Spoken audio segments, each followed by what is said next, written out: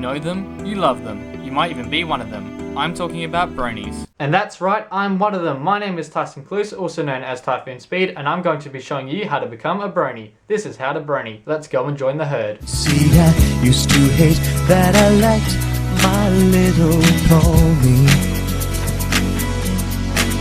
Not anymore. And I'm proud to be a brony.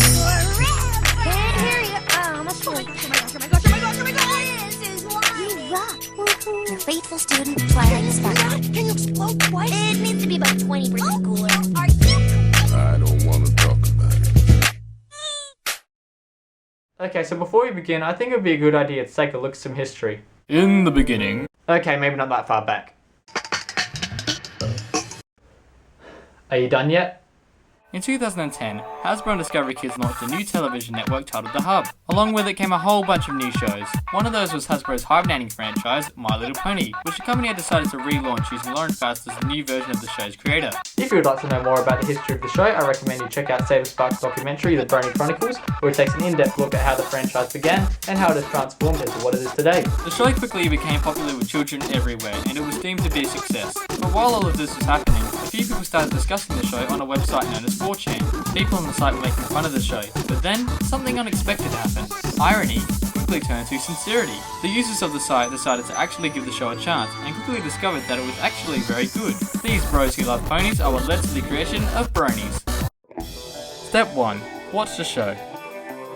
The first step of becoming a brony is pretty obvious, but still worth mentioning. You need to watch My Little Pony Friendship is Magic. And I don't just mean watching an episode every now and then. To become a full brony, you need to have watched every episode at least once. Now you may be thinking, but there are over 90 episodes, that would take forever. Well, not exactly. There are many people who have at first watched an episode before finishing the entire series in less than a few days. Trust me, once you watch the show you'll be hooked and won't be able to get enough. Another important thing to note before you watch the show for the first time is to go in with an open mind. Forget any negative thoughts about the show and try not to compare it to previous generations of the show. Friendship is Magic is nothing like what the old show was. You'll quickly realise that. Now where should you start? Well, the obvious answer would be to watch the first episode. Surprisingly, some bronies don't recommend this. They recommend starting on very popular episodes such as Party of One or Sonic Rainbow. If you're going to take my advice, I recommend you watch both parts of the first episode. Believe me, it's a great story. But that's just my opinion. Where you start is completely your choice. Step 2. Know your stuff. Now, no one is expecting you to know every single voice talent, singer and musician on the show. If you do, great, but you at least want to be able to name the main 6 of Twilight Sparkle, Pinkie Pie, Applejack, Fluttershy, Rainbow Dash and Rarity. If you can't remember all of those names, you've got some homework to do.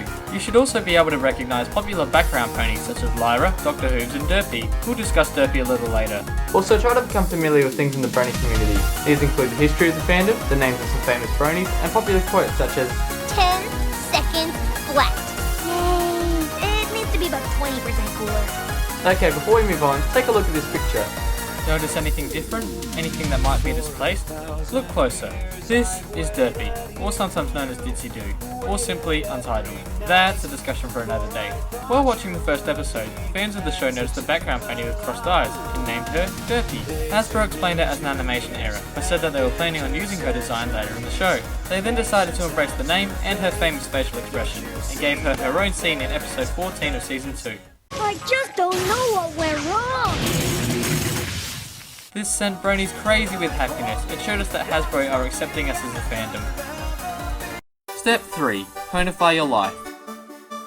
So you've seen every episode and know the ins and outs of the show. By now, you may be feeling a hunger for more, am I right? Yeah, I thought so. Well, obviously you can go back and watch the episodes again, but what about new content? Stuff you haven't seen before? Well, luckily for you, there's a huge amount of fan-made content to help satisfy your hunger. To find this content, there are a few websites that you can use. The first is Equestria Daily. This blog is dedicated to featuring the best of new pony content. This includes fan art, music, fanfics, news, and a whole lot more. From there, you can expand your exploration onto sites that are dedicated to a specific type of content, such as Fiction, a site dedicated to fanfiction. Another thing you can do to get more ponies into your life is to listen to the songs from the show. Most of the songs are available through online stores such as iTunes and the Google Play Store. Now, besides content, there is another way to get more ponies into your life, and that is by purchasing merchandise. The internet is full of sites that sell MLP merchandise. Shirts, DVDs, figurines, whatever you're looking for, you'll find it. But perhaps you don't feel comfortable buying stuff online. Well, there are plenty of stores out there where you can buy pony merchandise. But to do this, we're going to have to venture out into the real world.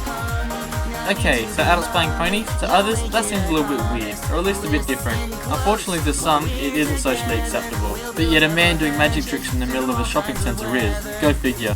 Now to buy toys, your options are pretty limited to your typical department stores. But they still have a great selection of ponies that you can pick up from the pink aisle. For stuff like shirts and collectible figurines, you can usually find them at comic book stores. Step 4. Love and tolerate. One thing you may notice as a brony is that some people might not accept the fact that you like the show, and may even direct hatred at you. As I mentioned earlier, most of society hasn't gotten used to the fact that adults like My Little Pony. In a much broader term, it's considered weird because it's an act outside of society's gender roles. These roles are put in place by society and deem that men should do certain things and that women should do certain things, also known as the pink and blue syndrome. Bronies challenge this norm, and for some reason, others don't like it. Fortunately, society is getting better at stretching these gender roles. For example, 50 years ago, a stay-at-home dad was considered weird, and a woman working in an office was considered out of the norm. This has changed over time, and societies began to accept these changes. If you'd like to know more about how bronies challenge these gender stereotypes, I recommend you check out Idea Channel's video, Are Bronies Changing the Definition of Masculinity? To deal with this hatred in a civil and peaceful manner, all you have to do is follow these 3 words. Love and tolerate. This is a consistent theme in the show and something as a fandom we should learn and embrace. Simply put, love and tolerate means that you should allow people to voice their opinions, no matter what they are. Let people say what they want to say, even if you disagree with them. If you want to reply to them, just remember to keep things peaceful with your response and try to be civil. If things get out of hand and you can't come to an agreement, simply respectfully disagree with them. Now if someone is pointing hatred directly at you because you're a brony, love and tolerate still applies. Do not, and I repeat, do not try to argue with them. Doing so will just give them another excuse to attack you. This is where the phrase "don't feed the parish brats" comes into play. If you give them what they want, they'll keep on coming back for more. Like I said before, respectfully disagree with them and move on. Love and tolerate. From across street, a long, long way. A long, long way. Step 5. Embrace it.